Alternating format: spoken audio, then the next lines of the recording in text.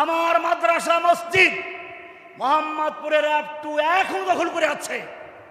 হাসিনা চলে গেল, আমার মসজিদ এখনো র্যাব কি করে দখল করে রাখে? এই মসজিদে একবার করা হয় নাই, আমার বাড়িঘর দখল করে আছে। আমি এখন পর্যন্ত থাকি মানুষের ঘরে।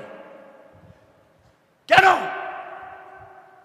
আমাদেরকে চাপে রাখা হয়েছে? আপনারা হয়তো অনেক কিছু জানেন না, আমাদের সমালোচনা করেন যে ওনারা অনেক কিছু আছে। এখন পর্যন্ত আমি থাকি আমার আত্মীয়দের বাসায়। গত রাত্রে ছিলাম একটা অফিসে, কোথায় থাকি জানেন না, আজকে সে অফিস থেকে সরাসরি চলে আসছে, খাইছি একটা হোটেলে। এরকম কষ্ট করে আমাদের এখনো চলতে হচ্ছে। কেন?